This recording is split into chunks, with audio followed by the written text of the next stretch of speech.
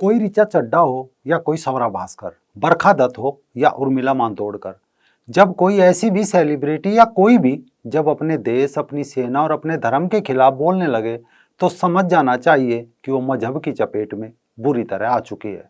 कुछ लोग भले ही उन्हें उस वक्त क्रांतिकारी समझते हो, लेकिन थोड़े समय बाद पता चल ही जाता है कि इसके पीछे कोई क्रांति नहीं बल्कि कोई ना कोई अब्दुल है। नमस्कार, मैं राजीव चौधरी।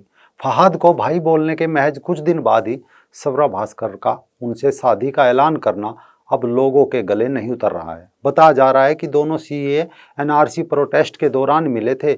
यही वो दौर था जब सवरा ने ये कहा था, मुझे लग रहा है मेरे पास तो है नहीं कोई डिग्री, मेरे पास बर्थ सर्टिफिकेट नहीं है, मेरे पास अपने बाप दादा की जमीन के कोई कागज नहीं है, मेरा नाम छूट गया एनआरसी से। तो अब लोग सवरा से पूछ रहे हैं कि कागज नहीं दिखाएंगे बोलने वाली मैडम शादी के लिए रजिस्ट्रेशन ऑफिस में कौन से कागज दिखाए।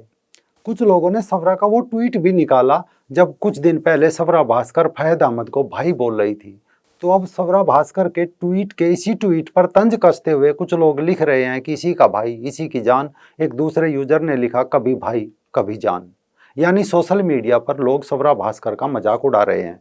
हालांकि रिपोर्ट्स की माने तो सवरा ने इसे महज सगाई करार दिया है। उसका कहना है कि अगले महीने शादी करेगी।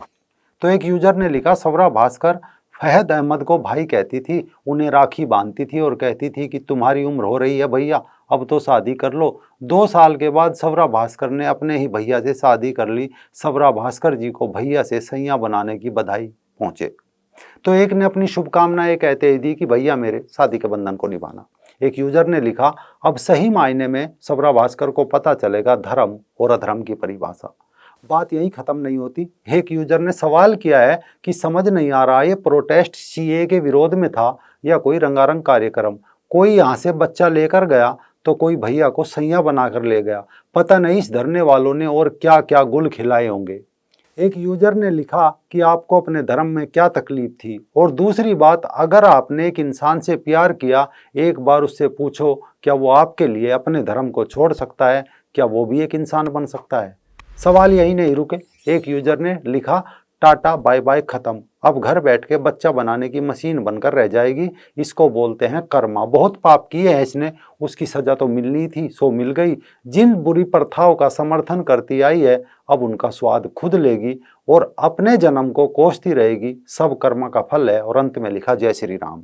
इसमें कोई दो राय नहीं है कि सवरा भास्कर ने अपने अब्दुल की संगत में आते ही फिल्मों से ज़्यादा अपने बयानों की वजह से सुर्खियों में रही। वे अक्सर सरकार के खिलाफ बयानबाजी करती रही, जिसके चलते उन्हें ट्रोल भी किया जाता रहा। सवरा भास्कर सीए एनआरसी को लेकर भैया पठान कंट्रोवर्सी तक हर एक मुद्दे पर कूद कूद कर बोली। इसके अलावा द कश्मीर फाइल्स मूवी को लेकर भी सवरा भास्कर को काफ़ी चोट पहुंची थी। तब उसने अपने अब्दुल को खुश करने के लिए बयान दे रही थी कि आप चाहते हैं कि लोग आपको सफलता के लिए, आपकी मेहनत के लिए बधाई दे, तो पहले 5 साल में उनके सिर पर बैठकर गंदगी मत फैलाइए।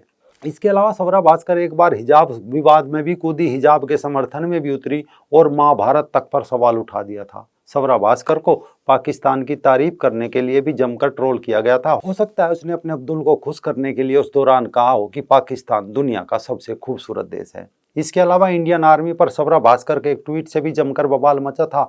तब सवरा भास्कर ने भारतीय सेना को बेवकूफ़ कहा था। इस पर भी सवरा जमकर ट्रोल हुई थी।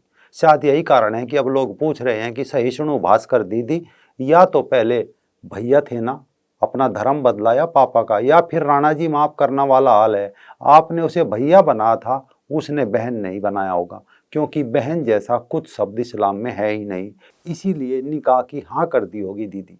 तो एक ने लिखा, या अल्लाह, इस काफिर औरत ने आपके रसूल को तोड़ दिया। इस तरह से नाचना, वो भी बिना बुरखे के, लोगों के सामने बेपर्दा होकर नुमाइश करना, ये इस्लाम को बदनाम करने की साजिश है, ये गुस्ताखी रसूल है। बहरहाल लोग कुछ भी कह रहे हो, लेकिन सवाल यही रह जाता है कि जब कोई देश अपने धर्म, अपनी सेना के खिलाफ बोलने लगे तो समझ जाना कि वो बुरी तरह मजहब की चपेट में आ चुका है।